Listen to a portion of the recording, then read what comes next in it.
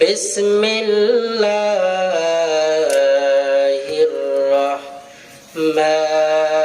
الرحمن الرحيم كل نفس ذائقة الموت ثم إلينا ترجعون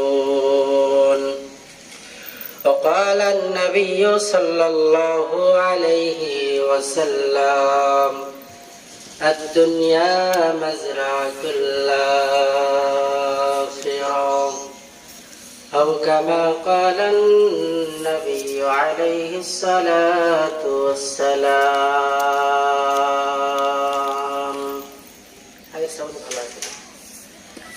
अगर अपने मौत से कोई बशर नहीं अगर अपने मौत से कोई बशर नहीं समन हो परस्तु बल्कि खबर नहीं मौत का सिन कुल्लु नासिन शारिबु कब्र बैतिन कुल्लु नासिन दाखिलु बलगल उलाबि कमाली कशफत दुजा बि जमाली हसनत जमिया खिसालिही सल्लु अलैहि वालिह पागल মন আমার তুমি কারলা গিয়া করলা রে সুখের ঘর পাগল মন আমার তুমি কারলা গিয়া করলা রে বাড়ি ঘর অপর তলায় বাতি জ্বলে অপর তলায় বাতি জ্বলে নিচু তলাতে অন্ধকার তুমি কারলা গিয়া করলা রে সুখের ঘর পাগল মন আমার তুমি কারলা গিয়া করলা রে বাড়ি ঘর ডানে বামে দেখো হে মন ছোট বড় মৃত্যু বরণ তওবা করে হও যে খাঁটি তওবা করে হও যে খাঁটি দরবারে আল্লাহ তাআলার তুমি কারলা গিয়া করলা রে সুখের ঘর পাগল মন আমার তুমি কারলা গিয়া করলা রে সুখের ঘর অপর তলায় বাতি জ্বলে অপর তলায় বাতি জ্বলে নিচু তলাতে অন্ধকার তুমি কারলা গিয়া করলা রে সুখের ঘর পাগল মন আমার তুমি কারলা গিয়া করলা রে বাড়ি ঘর। আলহামদুলিল্লাহ, আজকের এই বিশাল সব সভায় সম্মানিত সভাপতি, প্রধান অতিথি, বিশেষ অতিথিবৃন্দ, আজকের এই মাহফিল ক্লান্ত পরিশ্রম করে যারাই সাজিয়েছেন, আল্লাহ পাক সকলের সকল শ্রমকে জান্নাতের বিনিময়ে কবুল করেন, সকলেই বলে আমিন। আমি কোরআনুল কারীমের আয়াতের মধ্য থেকে একটি আয়াত কারিমা তেলাওয়াত করেছি। নবী করিম সাল্লাল্লাহু আলাইহি ওয়াসাল্লামের হাদিসের মধ্য থেকে হাদিস পাঠ করেছি। তেলাওয়াতকৃত আয়াত ও হাদিসকে সামনে নিয়েই সবার সংক্ষিপ্ত পরিসরে কিছু কথা বলার চেষ্টা করব ইনশাআল্লাহ। যে আয়াত কারিমা তেলাওয়াত করেছি, আয়াতে আল্লাহ পাক বর্ণনা করেন, কুল্লু নাফসিন যায়িকাতুল মাউত সুম্মা ইলাইনা তুরজাউন।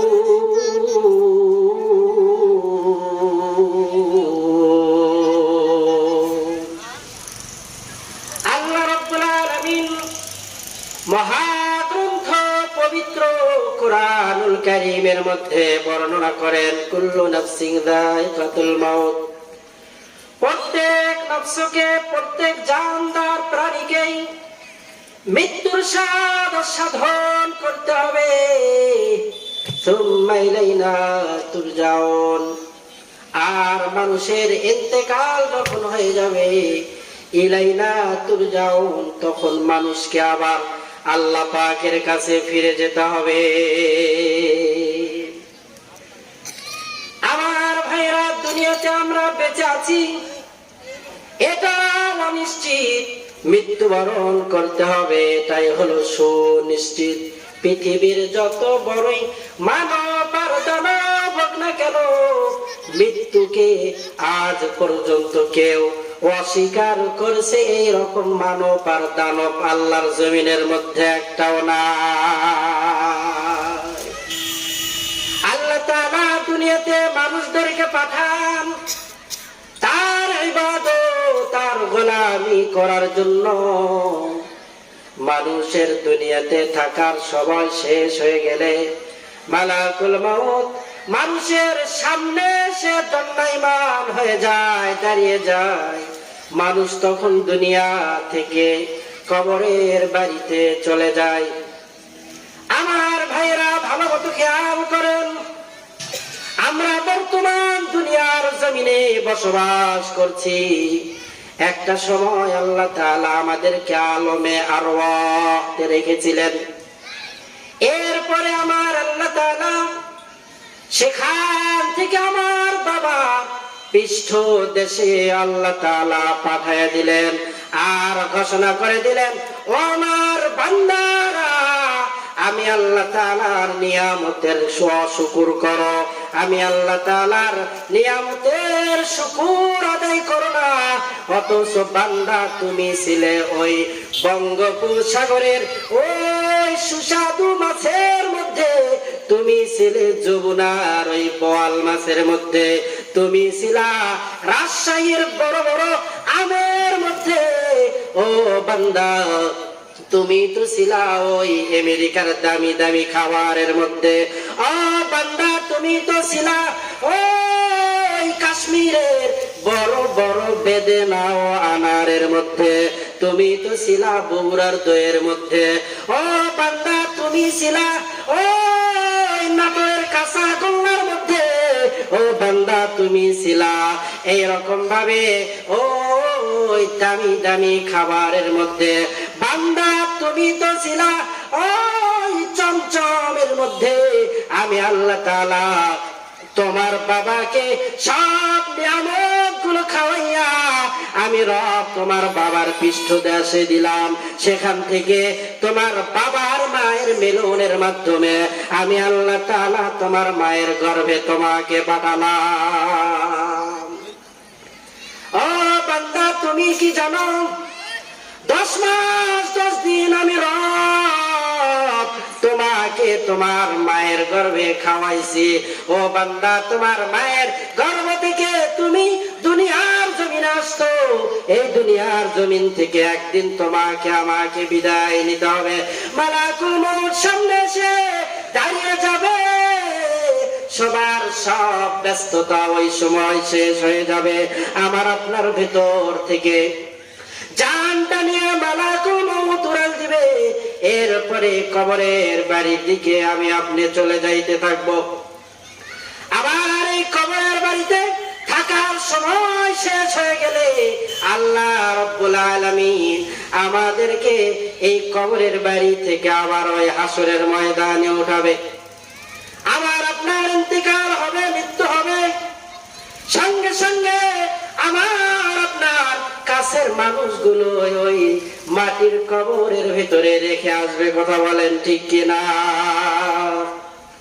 একদিন মাটির ভিতরে হবে ঘরে, মন আমার কেন বাঁধো দালান ঘর, এ মন আমার কেন বাঁধো দালান ঘর।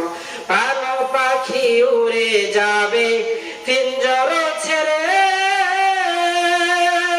ধরা তুমি সবই রবে, তুমি যাবে চলে।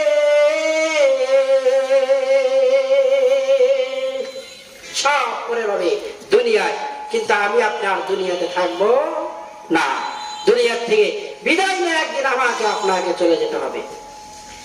আমার ভাইরা, মানুষগুলো যখন ইন্তেকালের পরে কবরে থাকবে, আল্লাহ তাআলা ইসরাফিল আলাইহিস সালামের দুইটা সিংহার ফুৎকারের মাধ্যমে ইসরাফিল আলাইহিস সালাম তার সিংহায় ফুৎকার দিবে।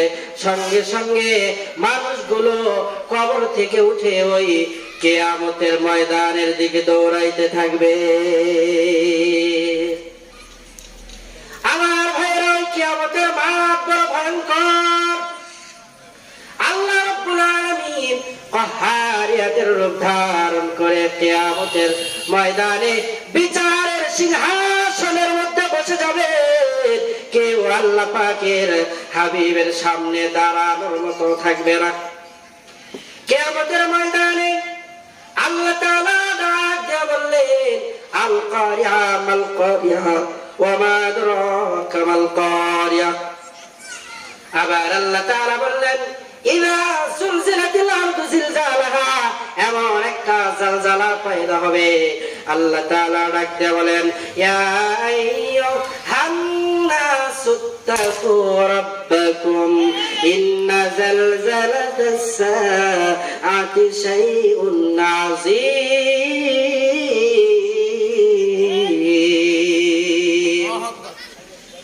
ও মানুষ, আমি আল্লাহ তাআলাকে ভয় করো। ইন্না জালজালাতাস সাআতি শাইউন আযীম। আর মনে রাখো, কিয়ামতের কম্পন এটা বড় আযীম একটা কম্পন। ওই কিয়ামতের ময়দানে আল্লাহ রাব্বুল আলামিন বিচার করার পরে মানুষের স্থান হয়ে যাবে দুই দিকে। হয়তো জান্নাতে হবে, না হয় মানুষগুলো জাহান্নামে হবে। আপনারা কার কোন দলে থাকতে চান? জান্নাতে থাকতে চাই, জাহান্নামে যাইতে চাই না। যদি আমরা জান্নাতে যাইতে চাই, তাহলে আমাদেরকে প্রত্যেক মাগরিবের নামাজের পরে আর ফরজ নামাজের পরে, ফজরের নামাজের পরে দৈনন্দিন একটি আমল আছে, করতে হবে। আল্লাহর হাবিব বলেন, আল্লাহুম্মা আজিরনি মিনান নার। কোন ব্যক্তি যদি মাগরিবের নামাজের পরে 7 বার এই দোয়াটা পড়ে, তাহলে আল্লাহ তাআলা তাকে কবরের আযাব থেকে পরিত্রাণ দান করবে। সুবহানাল্লাহ বলে। আমার ভাইরা, আল্লাহ রাব্বুল আলামিন ওই কিয়ামতের ময়দানে ইনসাফের বিচার করবেন, এক চুল পরিমাণ নড়চড় হবে না। আল্লাহর হাবিব বর্ণনা করেন, যে ব্যক্তি মাগরিবের নামাজের পরে আল্লাহুম্মা ইন্না নাসআলুকা রিদাকা ওয়াল জান্নাতাল ফিরদাউস, এই দোয়াটি পাঠ করবে, আল্লাহ রাব্বুল আলামিন ওই ব্যক্তিকে মৃত্যুবরণ করার সঙ্গে সঙ্গে জান্নাতের মেহমান বানিয়ে দিবে। সুবহানাল্লাহ বলেন। আমার ভাইরা, দুনিয়াতে থাকার সময় যখন শেষ হয়ে যাবে, মালাকুল মউত সামনে এসে দাঁড়িয়ে যাবে, এক মুহূর্তের ব্যবধানে আমার আপনার সব পরিচয় হারিয়ে যাবে। এক মুহূর্তের ব্যবধানে আমার আপনার সব পরিচয় শেষ। কে ডাক্তার? আপনি ডাক্তার হন, ইঞ্জিনিয়ার হন, প্রফেসর হন, আর এমপি, মন্ত্রী, সরকার, জনগণ, বীর, মুরিদ, ইমাম হন, খতিব হন, আপনার সব পরিচয় শেষ। কারণ মালাকুল মউত আমার আপনার সামনে এসে দাঁড়িয়ে গিয়েছে। কিছুক্ষণ পরে আমার ইন্তেকাল হয়ে যাবে। আমার জানটা নিয়ে মালাকুল মউত উড়াল দিবে। কখন কার মরণ আসবে কারো জানা আছে? আমাদের কারো জানা নাই যে কখন কার মরণ আসবে। আসবে মরণ কখন কোথায় কারো জানা নাই। আসবে মরণ কখন কোথায় কারো জানা নাই। জানাজার নামাজের আগে নামাজ পড়ো ভাই, তোমার জানাজার নামাজের আগে নামাজ পড়ো ভাই। আমার আপনার জানাজার নামাজ দাঁড়িয়ে যাবে। আজকের অবস্থাটা এতটাই ভিন্ন যে এতদিন আপনি ইমাম সাহেবের পিছনে নামাজ আদায় করতেন, ইমামের পিছনের লোক ছিলেন। আজকে আমার আপনার অবস্থাটা এতই করুণ, আজকে আমার আপনার অবস্থাটা এতটাই জটিল কঠিন যে আজকে আপনি ইমাম সাহেবের সামনে, ইমাম সাহেবের সামনে, ইমাম সাহেবের সম্মুখে ওই খাটিয়ার মধ্যে শোয়া, ওই সময় আমার আপনার জন্য সফল কাম হবে যদি আমি আপনি দুনিয়াতে বেঁচে থাকতে ইমাম সাহেবের পিছনের কাতারের লোক হই। আর যদি ইমামের পিছনের কাতারের লোক না হই, তাহলে ইমামের সামনে যখন যাবেন, তাহলে আপনার জিন্দেগিটা বুঝতে হবে আপনার এই যাত্রাটা অবশ্যই শুভ নয়, অশুভ। কারণ আপনি দুনিয়াতে ইমামের পিছনের লোক ছিলেন না, আপনি নামাজি ছিলেন না। নামাজের আজান হয়ে যায়, আজকে আমাদের কানের মধ্যে নামাজের আজানের আওয়াজ ঢোকে, কিন্তু আমাদের কানে আজানের আওয়াজ ঢোকার পরে আমরা মসজিদ মুখী হই না। জোহরের নামাজের আজান আমার আপনার কানে ঢোকে, আসরের আজান ঢোকে, মাগরিবের আজান ঢোকে, এশারের আজান ঢোকে, কিন্তু আমি আপনি নিজেকে মসজিদ মুখী করতে পারি না। কথা বলেন ঠিক কিনা? নামাজ আদায় করতে হবে। আল্লাহ পাকের হাবিব উম্মতের জন্য কান্না করেছে আর বলেছে, উম্মত নামাজ আদায় করো, নামাজ আদায় করো, নামাজ। আল্লাহ পাকের হাবিবের শেষ কথা ছিল আসসালাত, আসসালাত। উম্মত নামাজ আদায় করো। এজন্য বলি, আজান শুনে থাকো যারা বিছানায়,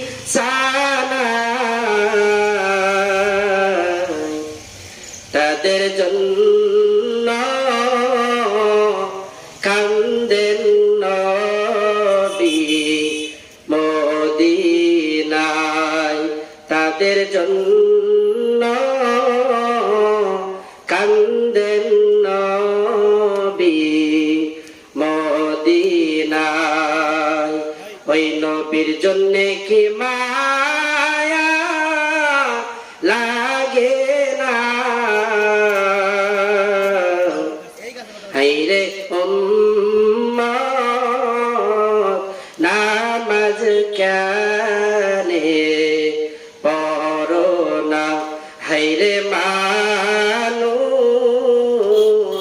নামাজ কেনে পড়ো না। আমাদেরকে নামাজি হতে হবে। যদি আমরা নামাজি না হই, তাহলে আল্লাহ পাকের আদালতে হিসাব দেওয়া আমার আপনার জন্য সহজ হবে না।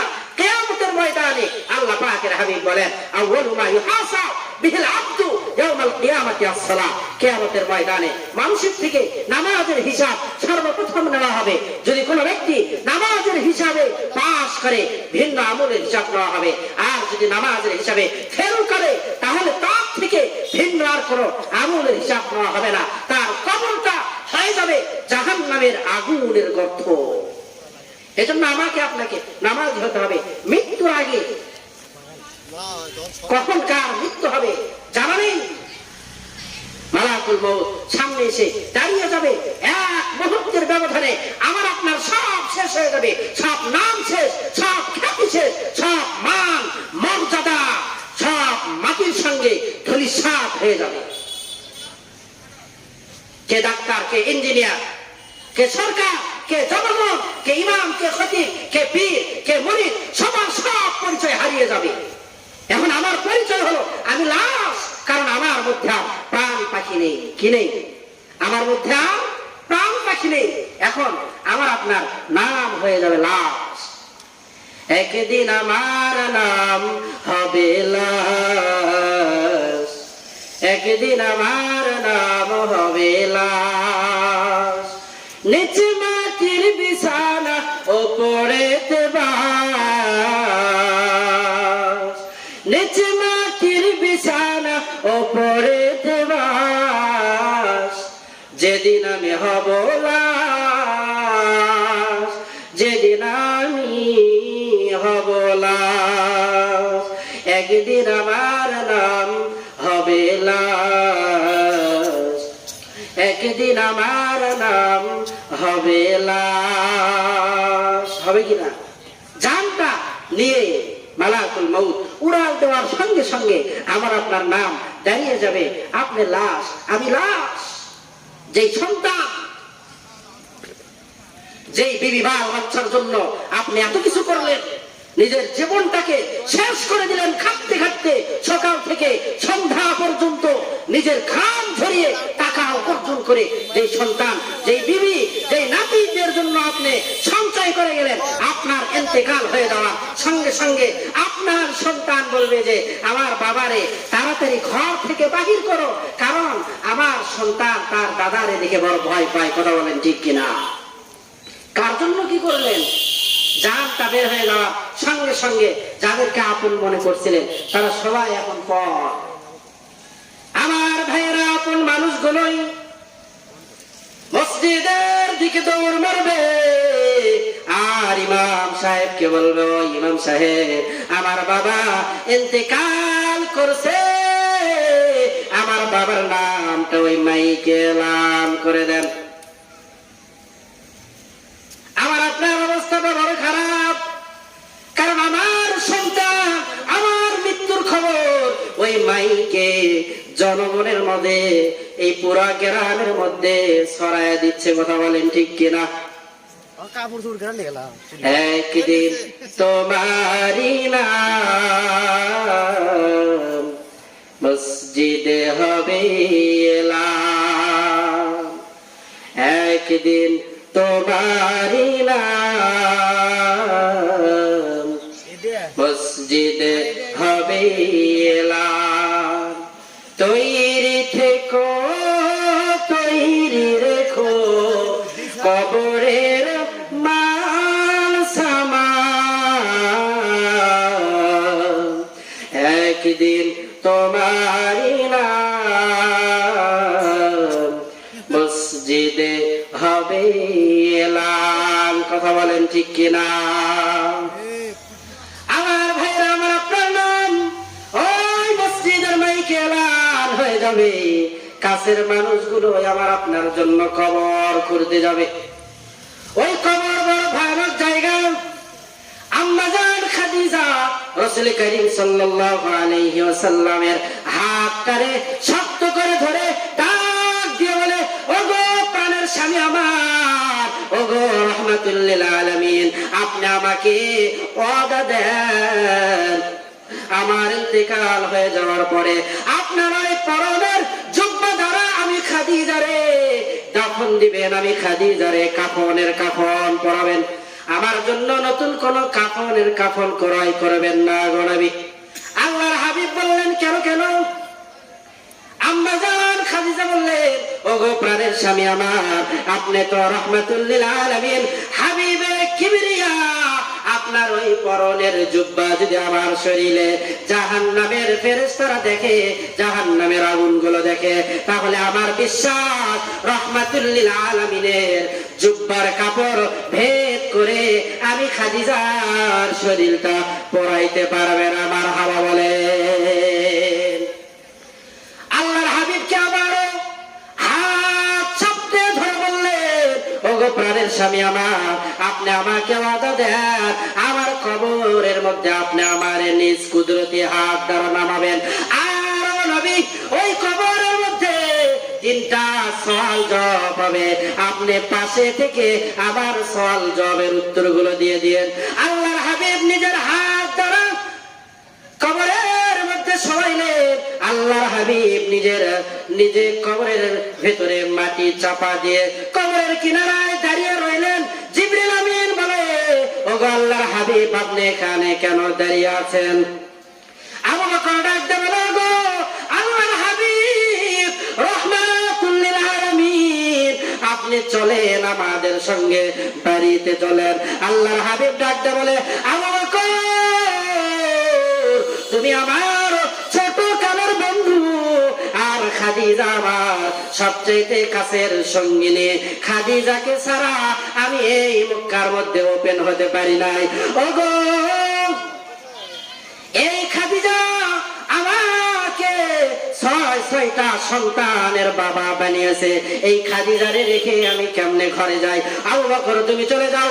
জিবরিল আমিন বললেন, ওগো পয়গম্বর, খাদিজার প্রশ্নের জবাব দেওয়ার জন্য আপনি কবরের পাশে দাঁড়িয়ে আছেন, বসে আছেন। আল্লাহর হাবিব শুনে রাখেন, শুনে রাখেন, ওই খাদিজার কবরের সওয়ালের জবাব স্বয়ং আল্লাহ রব্বুল আলামিন দিয়ে দিবে। সুবহানাল্লাহ বলে। আল্লাহর হাবিব খাদিজার লাশের মুখটা পশ্চিম দিকে ঘুরিয়ে দেয়, কিন্তু লাশটা বারবার আসমানের দিকে ফিরে যায়। আল্লাহর হাবিব 3বার এরকম করার পরে আল্লাহর হাবিবের চেহারাটা লাল লাল হয়ে গেছে, চক্ষু দুটো লাল বর্ণের হয়ে গেছে, চক্ষু দিয়ে দর দর দর দর দর দর করে পানির ফোঁটা পড়ে। আল্লাহ তাআলা ডাকতে বলল, ও হাবিব, চিন্তা করার কোনো কারণ নাই, আমার খাদিজারে আমি আল্লাহ তাআলা এত ভালোবাসি, এত ভালোবাসি, আমার ঘরের দিকে খাদিজার চেহারা থাকবে, এটা আমি রব মেনে নিতে পারি না গো নবী। স্বয়ং ওই ঘরের মালিক আমি, রবের দিকে খাদিজার চেহারা থাকবে। সুবহানাল্লাহ বলেন। ফেরেশতারা বড় পাগল হয়ে গেছে, আল্লাহ তাআলা নিজেও ব্যাকুল হয়ে গেছে খাদিজার চেহারা দেখার জন্য। সমস্ত ফেরেশতাগুলো ব্যাকুল হয়ে আসমানের মধ্যে অপেক্ষা করছে।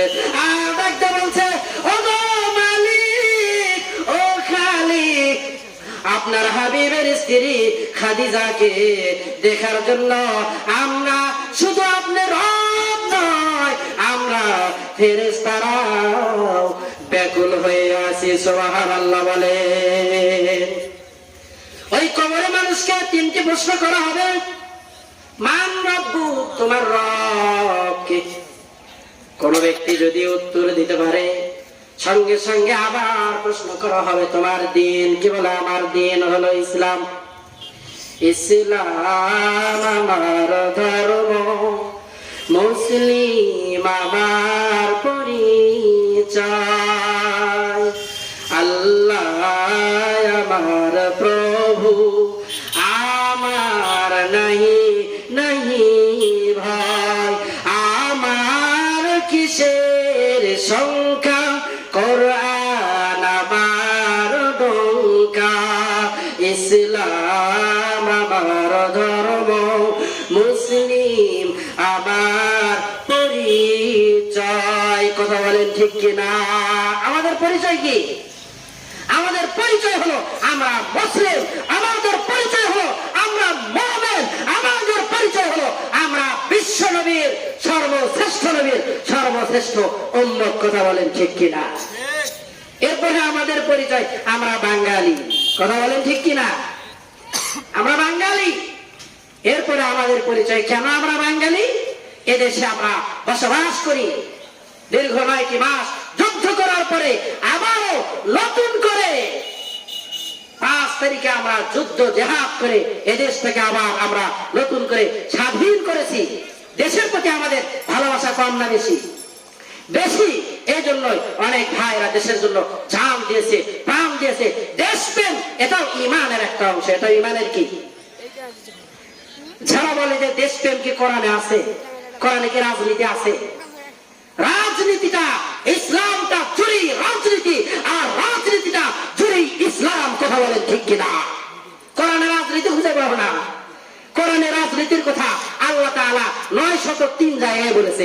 নামাজের কথা আল্লাহ তাআলা 82 জায়গায় বলেছেন। হজের কথা আল্লাহ পাক এক জায়গায় বলেছেন। রোজার কথা আল্লাহ তাআলা এক জায়গায় বলেছেন। সেটা তোমার চোখে পড়ে, আর রাজনীতির কথা তোমার চোখে পড়ে না।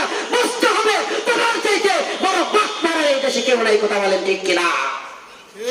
দেশপ্রেম যদি তোমাদের মধ্যে থাকতো তাহলে এদেশের হাজারো কোটি লক্ষ লক্ষ টাকা চুরি করে পাচার করে বিদেশের মাটিতে তোমরা ব্যাংক ব্যালেন্স করতে পারতা না, খাওয়ার করতে পারতা না। কথা বলেন ঠিক কিনা? দেশপ্রেম আমাদের অন্তরের মধ্যে আছে, তোমাদের অন্তরের মধ্যে দেশপ্রেম নেই। কথা বলেন ঠিক কিনা? এজন্য দেশের প্রতি ভালোবাসা আমাদের কম না বেশি? আমরা মুসলমান দেশ হিসাবে আমরা বাংলাদেশি, আর আমরা আল্লাহ পাকের রাসূলের ইত্তেবা অনুকরণ করি। আমরা সর্বশ্রেষ্ঠ উম্মত।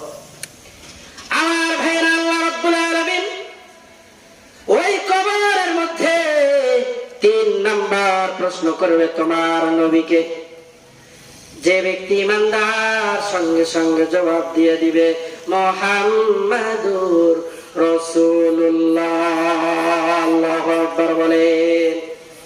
আমার নেতা হলো মুহাম্মদ, আমার নেতা হলো ওই আরবের আলামিন, আমার নেতা হলো সর্বশ্রেষ্ঠ নবী, আমার নেতা হলো হাবিবুল্লাহ।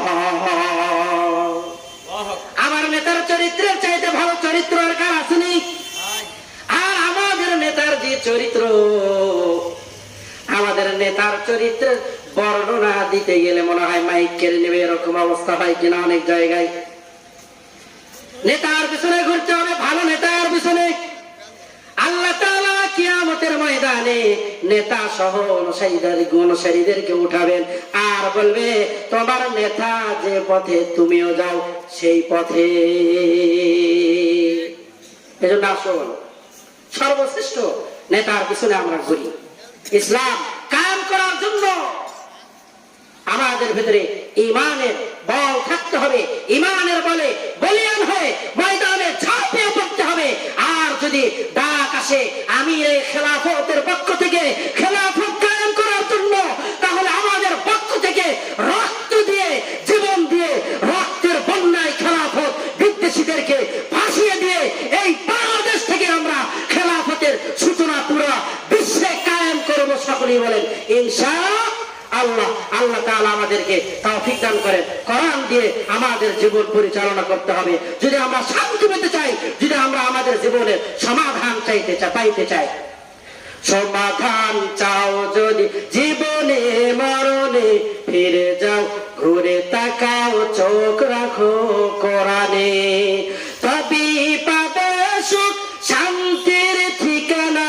মেনে নিতে পারো যদি মনে প্রাণে, সমাধান চাও যদি জীবনে মরণে, ঘুরে যাও ফিরে তাকাও চোখ রাখো কোরআনে। কোরআনে চোখ রেখে আল্লাহ তাআলা আমাদের সবাইকে আগামী জীবন চলার মতো তৌফিক দান করেন। আমার তৌফিক ইল্লা বিল্লাহ। আসসালামু আলাইকুম ওয়া রাহমাতুল্লাহি ওয়া বারাকাতুহু।